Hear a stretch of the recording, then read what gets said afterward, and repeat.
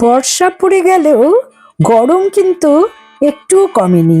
বাজারে ভর্তি ইলিশ মাছ, কিন্তু ইলিশ মাছের ভাপা বা পাতুরি এই সমস্ত করলে এই গরমে যেন সহ্য হচ্ছে না।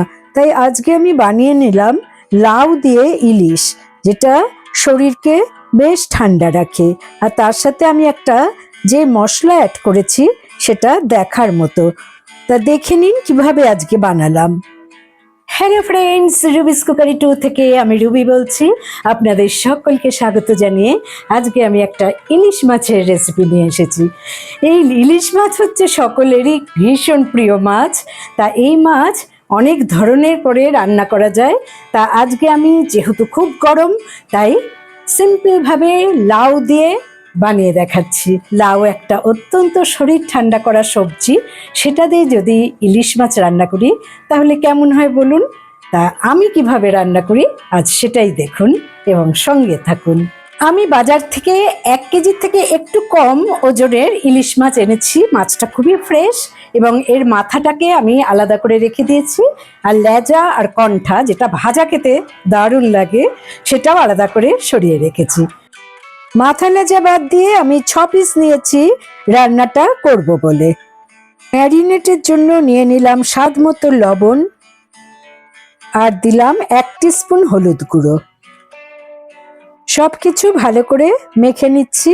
মাছের ভেতর যাতে নুন ঢোকে সেই জন্য এপিট ওপিট করে ভালো করে মেখে নিলাম। প্রায় 10 থেকে 15 মিনিট ম্যারিনেটে রেখে দিচ্ছি। স্বাদের লাউ বানাইলো মোরে বৈরাগী। তা লাউটা আমি এনেছি 1 কেজি থেকে একটু বেশি ওজন। তা লাউটা কেটে দেখি যে ভেতরটা কচি নাকি।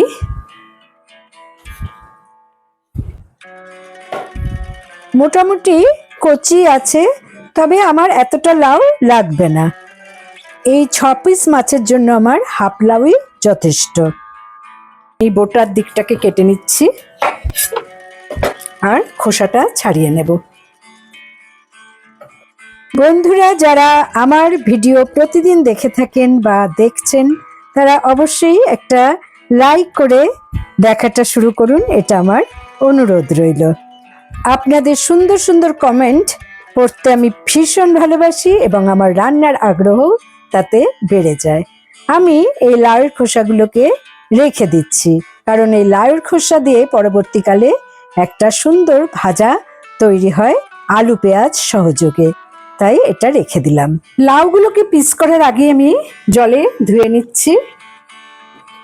আর যারা আমার ভিডিও দেখে থাকেন অথচ সাবস্ক্রাইব করতে ভুলে গেছেন, তারা অবশ্যই সাবস্ক্রাইব করে দিন, তাতে আমার ভিডিওগুলো আপনাদের কাছে সহজেই পৌঁছে যাবে। এবারে কিন্তু আমি বেশ বড় বড় করেই লাউগুলোকে কেটে নেব। প্রয়োজনে আপনারা আপনাদের আত্মীয় স্বজন বা বন্ধু বান্ধবদের সাথেও আমার এই ভিডিওটা অবশ্যই শেয়ার করতে পারেন। এরকম বড় বড় করে লাউগুলোকে কেটে নিলাম, আর কাটার পর আর ধুচ্ছি না, এটাকে একটা প্লেটে নিয়ে নিচ্ছি।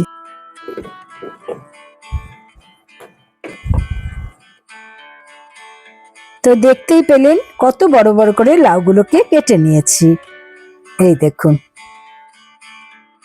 রাঁধুনি অনেকেই খুব একটা বেশি ব্যবহার করেন না, মোটামুটি শুক্তো বা তেঁতোর ডাল এ সমস্ততে আমরা ব্যবহার করি, কিন্তু কিছু কিছু ক্ষেত্রে কিন্তু রাঁধুনি খুব বেশি না, খুব সামান্য পরিমাণ ইউজ করলে রান্নার টেস্ট পাল্টে যায়। যেমন ইলিশ মাছের পাতলা ঝোলে আপনারা কখনো রাঁধুনি দিয়ে খেয়েছেন? যদি না খেয়ে থাকেন তবে অবশ্যই আজকে আমি যেভাবে বানাচ্ছি বানিয়ে নিন। আর রাঁধুনি তো জানেনই পেট ঠান্ডা রাখে। এখানে আমি নিয়ে নিয়েছি হাফ টিস্পুন রাঁধুনি আর 1 টিস্পুন গোটা জিরে। দুটোই দেখুন 15 মিনিট আগে জলে একটু ভিজিয়ে রেখেছি। তারপর ছাঁকনিতে ঢেলে দিচ্ছি। এতে মশলাগুলো ধোয়াও হয়ে গেল আর নরমও হয়ে গেল, বাটার পক্ষে খুবই সুবিধা হয়ে গেল। নিলাম একটা মিক্সিং জার, এটাতে নিয়ে নিচ্ছি 3টে লাল কাঁচা লঙ্কা নিলাম। ঝালটা আপনারা আপনাদের পছন্দ মতো দেবেন। সামান্য জল অ্যাড করে দিচ্ছি। আমার মশলা রেডি। এবারে তাহলে রান্নাটা শুরু করছি। বসিয়ে দিলাম একটা ফ্রাই প্যান, দিলাম 2 টেবিল স্পুন সর্ষের তেল। তেলটা গরম হতে হতে আরেকটা কথা বলে রাখছি, ইলিশ মাছ ভাজার কিন্তু একটা নিয়ম আছে। কখনই খুব বেশি তেলে মাছ ভাজবেন না, এবং তেল গরম হয়ে যাওয়ার পর মাছগুলোকে ছেড়ে দিচ্ছি। আর ছাড়ার পরই কিন্তু আমি এখানে 4-5 দিয়ে সামান্য জল অ্যাড করে দিচ্ছি, কারণ এটা না করলে ডিরেক্ট তেলে মাছগুলো ভাজলে মাছের যে জুসটা সেটা সম্পূর্ণ তেলে বেরিয়ে এসে মাছটা একটু ছিবড়া মতো হয়ে যায়। তাই এই জলটা দিলে তেলে জলে মাছটা যেটুকু ভাজা হলো তাতে মাছের টেস্টটা ঠিক থাকবে। এক পিঠ 30 সেকেন্ডের মতো করে ভেজে নিলাম। সমস্ত মাছ ভাজা হয়ে গেছে। আমি এবারে একটা পাত্রে মাছগুলোকে তুলে নিচ্ছি।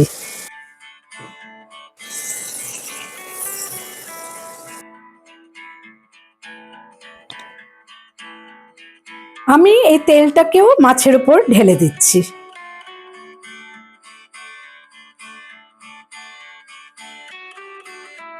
আমি ফ্রাই প্যানটাকে পরিষ্কার করে ধুয়ে মুছে নিলাম। দিলাম 1 টেবিল স্পুন সর্ষের তেল। তেল গরম হয়ে গেছে, আমি দিয়ে দিলাম 2টো কাঁচা লঙ্কা। লঙ্কার যখন সুন্দর একটা গন্ধ বেরোবে তখন আমি এখানে দিয়ে দিচ্ছি 1/2 টিস্পুন কালো জিরে। খুব কম তেলে আমি রান্নাটা শুরু করছি, কারণ আমার এর আগে 2 টেবিল স্পুন তেল লেগেছে মাছ ভাজায়। আর লাউ ভাজতে বেশি তেল লাগে না, কারণ লাউয়ের থেকে এমনিতেই জল বের হবে। দুটোই ভালো ভাজা হয়ে গেছে, সুন্দর একটা গন্ধ বেরোচ্ছে। এবারে আমি লাউগুলো দিয়ে দিচ্ছি।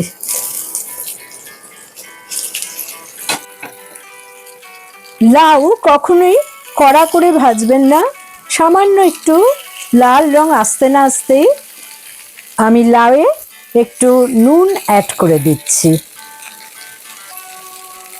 তাতে সামান্য জল দিয়ে দিলাম আর 3 মিনিটের জন্য ঢাকা দিয়ে দিলাম। 3 মিনিট পর ঢাকাটা খুললাম, দেখুন কতটা জল আছে। যদিও নুন দেওয়ার জন্য খানিকটা জল উঠেছে, আর আমি নিজেও খানিকটা জল দিয়েছি। আসলে এত বড় বড় লাউগুলোকে সেদ্ধ করতে হবে, সেদ্ধ ভালো করে না হলে ঝোলটা খেতেও ভালো লাগবে না। আমি এবারে বেটে রাখা মশলাটা এতে অ্যাড করে দিলাম, আর সামান্য জল কন্টেনারে দিয়ে ভালো করে কন্টেনারটা ধুয়ে জলটা এখানে অ্যাড করে দিলাম। এটা দেওয়ার সাথে সাথে সুন্দর একটা গন্ধ বের হয়। আমি মশলাটাকে একটু ভালো করে সাঁতলে নিচ্ছি। আমি 1/2 টিস্পুন হলুদ গুঁড়ো দিয়ে দিলাম, 1/2 টিস্পুন কাশ্মীরি লাল লঙ্কার গুঁড়ো দিলাম। সব কিছু ভালো করে মিশিয়ে নিচ্ছি। এবারে আমি আবারও 3 মিনিট ঢাকা দিয়ে রেখে দিলাম। ঢাকা খোলার পর দেখতেই পাচ্ছেন জলটা অনেকটা শুকিয়ে গেছে। আমি এবারে দেখে নেব যে লাউটা সেদ্ধ হয়েছে কিনা। খুবই সুন্দর সেদ্ধ হয়ে গেছে। আমি প্রায় 2.5 কাপের মতো জল এতে অ্যাড করে দিলাম। একটু ঝোল ঝোল রাখলেই ভালো লাগবে। 4-5টা কাঁচা লঙ্কা আমি ভেঙে এতে অ্যাড করে দিচ্ছি। এবারে ঢাকা দিয়ে 2 মিনিট ফুটতে দিলাম। 2 মিনিট পর ঢাকাটা খুলে ভেজে রাখা মাছগুলোকে আমি দিয়ে দিলাম। ঝোলটা দেখেই বোঝা যাচ্ছে খুব স্বাদের হয়েছে। আর মাছগুলো একটু ঝোলের মধ্যে ডুবিয়ে দিচ্ছি। সাথে মাছ ভাজার যে তেলটা সেটাও এখানে অ্যাড করে দিচ্ছি, তাহলে বুঝতেই পারছেন এর স্বাদ আরো কতটা ভালো হয়ে গেল। আমি ঢাকা দিয়ে 1 মিনিট মাছটাকে সেদ্ধ হতে দিলাম। ঢাকাটা খোলার পর আমি মাছগুলোকে একটু উল্টে পাল্টে নিচ্ছি। দেখুন তৈরি আমার লাউ দিয়ে ইলিশ মাছের ঝোল। আমি ফ্লেম অফ করে 5 মিনিট স্ট্যান্ডিং পয়েন্টে রাখার পর দেখুন আমার মাছ তৈরি। আমি একটা সার্ভিং বলে নিয়ে নিচ্ছি। গরম গরম ভাতের সঙ্গে এই লাউ ইলিশ খেতে যে কতটা ভালো লাগে সেটা আপনারা না রান্না করে দেখলে বুঝতেই পারবেন না। আশা করি আজকে আমার রেসিপি আপনাদের ভালো লেগেছে। ভালো লাগলে অবশ্যই আমার চ্যানেলে লাইক করুন, কমেন্ট করুন, শেয়ার করুন। নতুন বন্ধুদের সাবস্ক্রাইব করার অনুরোধ রইল। পাশে বেল বোতামে অবশ্যই ক্লিক করতে ভুলবেন না। তাতে যখনই কোনো নতুন রান্নার রেসিপি শেয়ার করব তার নোটিফিকেশন সহজেই আপনারা পেয়ে যাবেন। ভালো থাকুন, সুস্থ থাকুন। পরের এপিসোডে নতুন রান্নার রেসিপি নিয়ে হাজির হচ্ছি আমি রুবি। Thanks for watching.